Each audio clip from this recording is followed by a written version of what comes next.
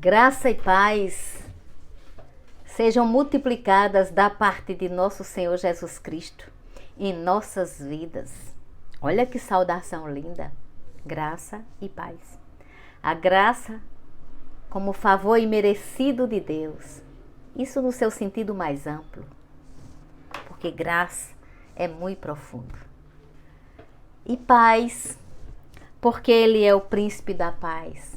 Ele é a paz que excede todo entendimento. Então, queridos, é Natal. E eu amo Natal, porque traz uma reflexão tão linda. É certo, né, que há controvérsias na data que Jesus nasceu. Mas o que vale mesmo é Ele nascer todos os dias no nosso coração. E isso não tem preço. É de inestimável valor. Percebem que estou num lugar diferente, num ambiente diferente? Sim, o lugar é diferente, o ambiente é diferente, mas a unção é a mesma. O Deus que eu proclamo é o Pai de Jesus, o nosso Pai. E eu sei porque sei que a palavra de hoje toca a minha vida, toca a sua vida.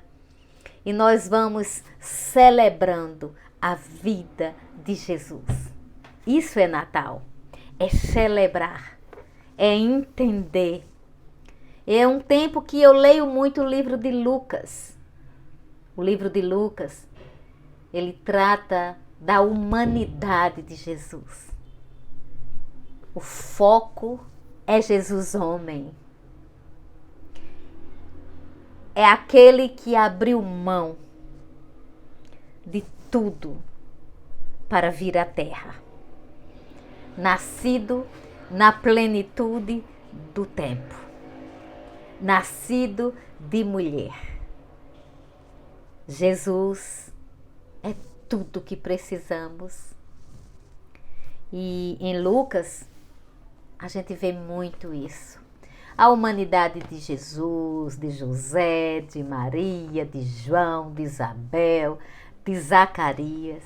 Lucas é um livro de cânticos. Começa com cântico, termina com cântico. É um livro tremendo. Cada evangelho tem sua particularidade. João, por exemplo, vai tratar de Jesus, Deus. Mas quem melhor relata o nascimento é Lucas. Mateus também. Mas em Lucas é como eu digo e repito, tem cânticos, tem mais profundidade. O foco era realmente tratar de Jesus homem. E vamos meditar um pouquinho, refletir um pouquinho no sentido da vida. E Jesus é o sentido da nossa vida. Então, em Lucas, a partir do versículo 26 do capítulo 1, no 6º mês, foi o anjo Gabriel enviado da parte de Deus para uma cidade da Galileia chamada Nazaré. A cidade era Nazaré, ou seja, a cidade de Maria. Mas ainda no Velho Testamento, no livro de Miqueias, dizia: de tu, Belém Efrata, nascerá o Salvador. E aí eu gosto sempre de mostrar isso. Maria era de Nazaré, mas houve um censo e todo mundo tinha que ir para Belém para participar desse censo. Então Maria e José viajaram para lá. E lá ela entrou em trabalho de parto. Mas como era uma época de muita procura por hospedarias, eles não encontraram. Por isso que eles pararam numa manjedoura. E foi lá que Jesus nasceu. Aí, voltando aqui para Lucas, o 27 já diz assim: a uma virgem desposada com certo homem da casa de Davi, cujo nome era José. A virgem chamava-se Maria. E entrando o anjo aonde ela estava, disse: Alegra-te, muito favorecida, o Senhor é contigo. Ela, porém, ao ouvir esta palavra, perturbou-se muito e pôs-se a pensar no que significaria esta saudação. Vamos refletir um pouquinho aqui. Maria está num lugar, o anjo aparece e faz uma saudação bem amigável, bem bonita.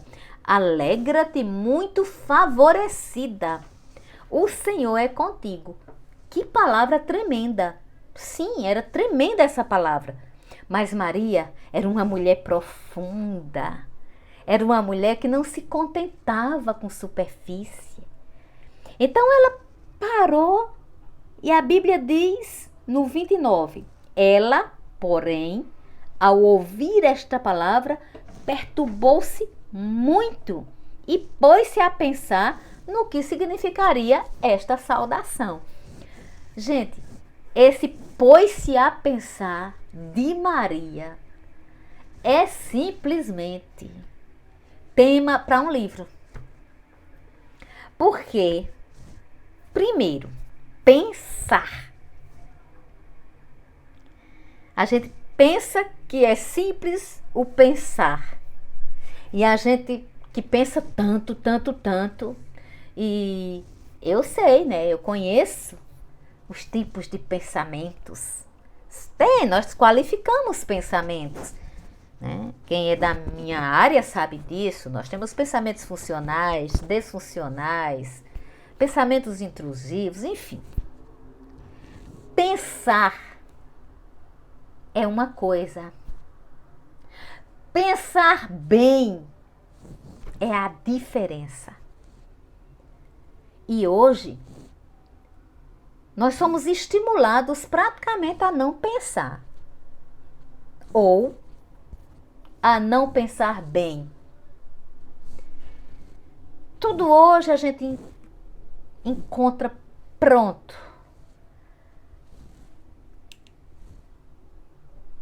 De onde nasceram e nascem ainda as melhores receitas de culinária? De um pensar. As pessoas que se propõem a oferecer essas receitas, elas não se contentam em receita pronta. Elas vão buscar aquele diferencial. E de repente, combinações de frutas, verduras ou outros ingredientes fazem a diferença e a gente diz: que bacana, que diferença de sabor. Resultado de pensar bem. Mas os estímulos de hoje é para a gente encontrar tudo pronto. Tem receita para tudo. Olha, tem curso de como fazer isso, como fazer aquilo, como ser bom nisso, como ser bom naquilo. Nada contra, eu gosto de cursos. Tanto gosto de fazer como gosto de dar. Mas é o exagero disso tudo que faz com que exista tão pouca disposição para se pensar bem. Às vezes as ideias já vêm tão prontas. É tanto expert de tudo, não é? Tem gente que entende disso, entende daquilo outro e às vezes não entende de nada. Até falam repetindo. Escutaram de um, escutaram de outro. E eu penso nessa mulher maravilhosa que é Maria.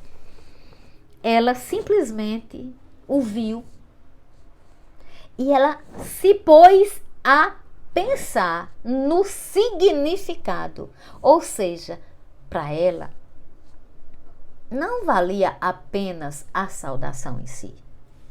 Por mais que fosse efusiva, mas era pouco para ela, porque ela não era uma mulher de superfície. Ela era profunda. Então ela quis saber o que significava aquilo. Aí o anjo lhe disse: Maria, não temas, porque achaste graça diante de Deus. E eis que conceberás e darás à luz um filho, a quem chamarás pelo nome de Jesus.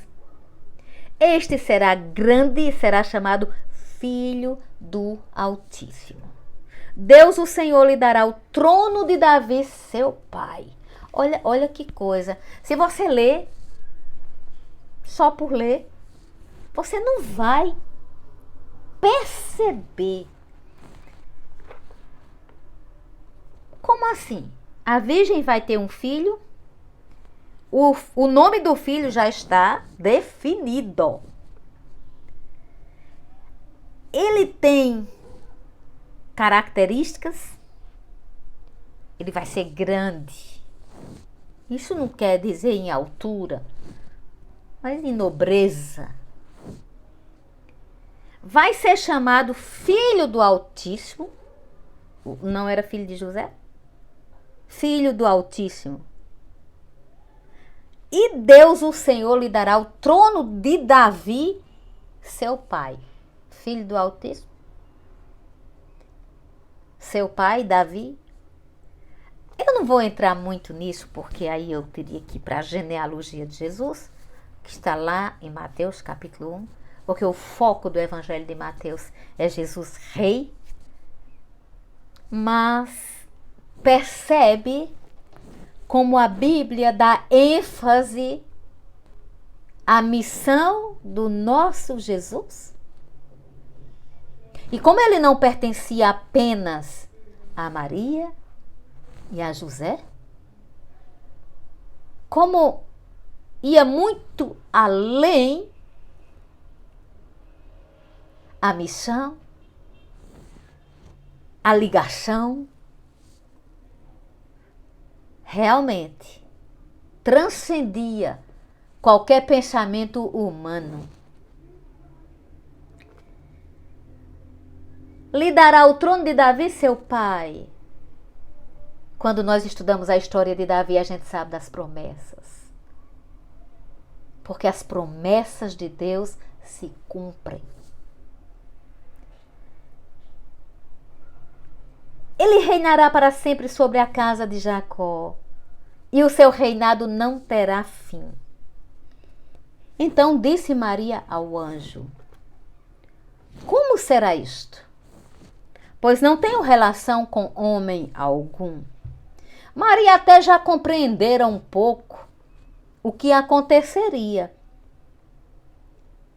Porque ela disse: como será isto? Isto o quê? Isto que ela tinha entendido, que ela ia conceber um filho. Mas ela não tinha relação com homem algum.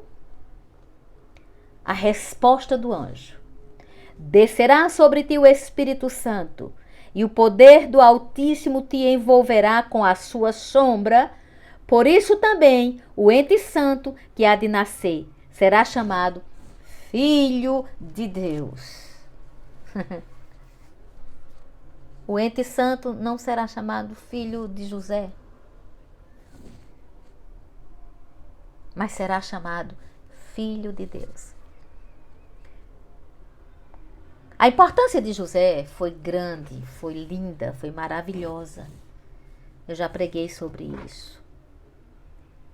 A atitude de José, o coração de José, assim como o coração de Maria. Mas o que vinha em nome do Senhor.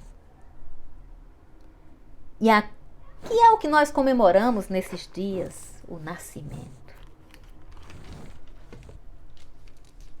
Era muito maior do que se podia imaginar. Era uma missão poderosa demais. E o anjo ainda disse: porque para Deus não haverá impossível em todas as suas promessas. Interessante. A lição que fica para mim muito forte, e é o que eu quero trazer para a gente hoje. é que de Gênesis até Apocalipse, a Bíblia é tremenda, precisa ser lida. E não só ser lida, ser meditada. Tem umas orientações de como ler a Bíblia num ano. Eu gosto, eu nunca segui, porque eu leio do meu jeito. Mas assim, para quem gosta, é bom fazer aquele acompanhamento, porque fica uma coisa bem sistemática, bem organizada. Mas sabe, queridos, a gente pode ler a Bíblia todinha no ano. E às vezes até tem pessoas assim, eu li toda a Bíblia este ano. Amém. Amém. Mas o objetivo também é maior do que isso. Não é ler a Bíblia completa num ano apenas. É ler a Bíblia num ano, refletir sobre a mesma, pensar. É tremendo essa reação de Maria, é tremenda quando ela diz, quando a Bíblia diz que Maria pensou no que significava uma saudação, veja bem, parecia simples, era uma saudação, mas Maria pensou numa saudação.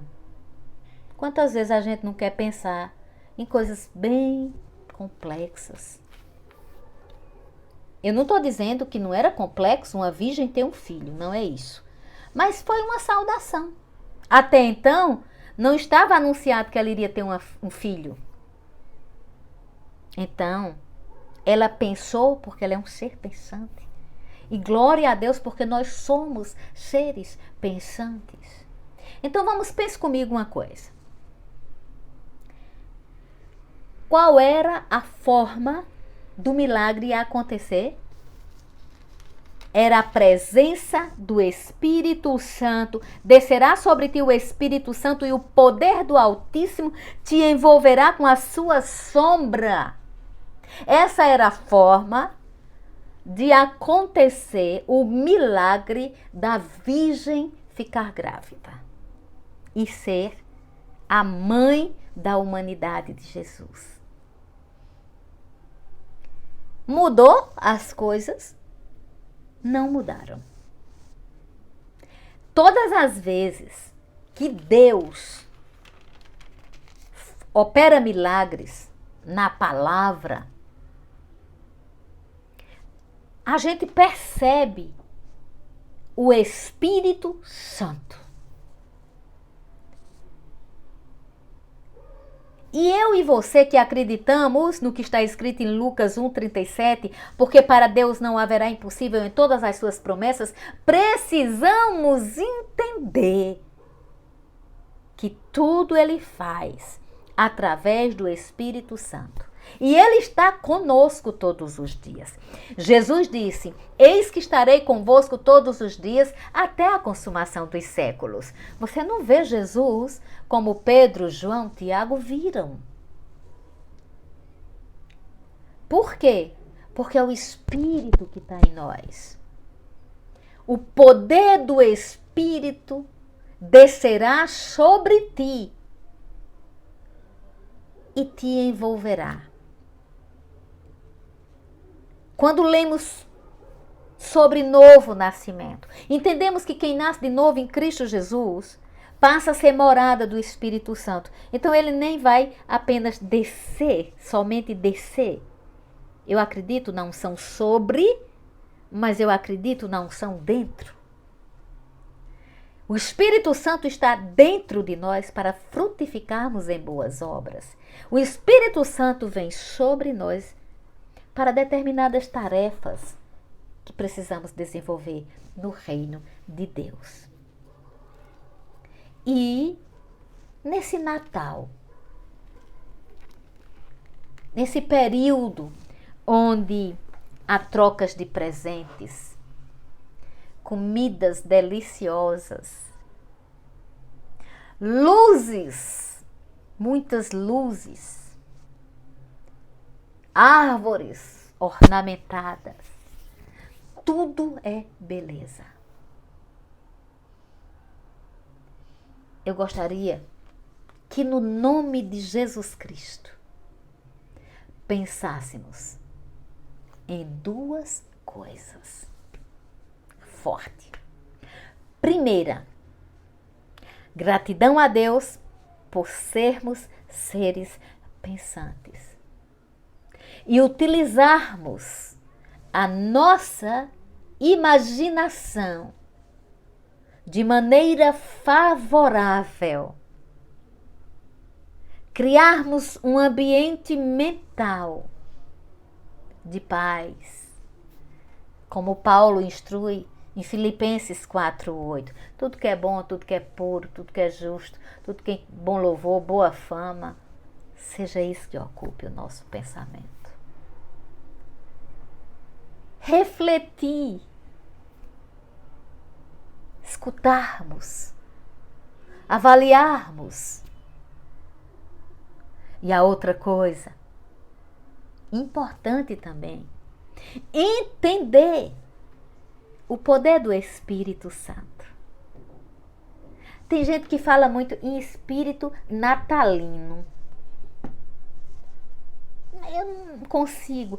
Esse não é um codinome. Isso aí não é um nome para o Espírito Santo. A Bíblia muitas vezes compara ele com algumas vezes ele foi comparado como uma pomba, como fogo, como água. São símbolos. Mas ele é uma pessoa. E não tem espírito natalino na Bíblia. Repito, não sou contra Natal, ao contrário, eu festejo, amo, me envolvo. Se é para celebrar, aqui estou. Mas eu não quero celebrar algo aleatório, eu tenho que pensar. E eu tenho que pensar que não é espírito natalino, mas é Espírito Santo. É esse Espírito que tem que reger a minha vida, a sua vida. É nesse Espírito que a gente se firma, se fortalece nas angústias da vida e dizemos com convicção: o Espírito Santo estará sobre tal situação e mudará. Isso é fé, isso é convicção. Quem quer viver de espírito natalino, que é sazonal? Além de não existir na Bíblia, ainda seria sazonal, só no Natal? Não. O Espírito Santo é todo dia, é companhia diária, é força diária, é amor diário, é poder diário. Então é Natal. Eu não vou cantar aquela música, mas eu vou chamar sua atenção para que, em nome de Jesus Cristo, você pense no menino como os magos pensaram. Eles saíram de sua terra, seguiram as instruções e dentre elas a maior instrução: uma estrela os guiava até chegar em Jesus. Quem brilha pode levar alguém a Jesus. Hoje não precisa de estrela brilhando para se chegar a Jesus. Hoje o povo tem que olhar para a gente e a gente tem que ter esse brilho. Ah, Graça, mas não é fácil não. A gente tem tanta imperfeição. Mas ele não veio para os perfeitos. Ah, mas como ele vai morar em mim se eu tenho isso, se eu tenho aquilo? Eu também tenho, deixa eu te contar, eu também tenho. Mas eu tenho algo mais para te dizer. Ele nos amou primeiro. Quando ele nasceu numa manjedoura, já estava escrito tudo que ia acontecer. Ele cresceu. Ele viveu. Ele não ficou só na carpintaria, ajudando o pai. Ele tinha que resolver os negócios do pai. Por isso que aos 12 anos ele estava pregando. Ele era consciente da sua missão. Ele pensava sobre sua missão. E depois ele se expôs.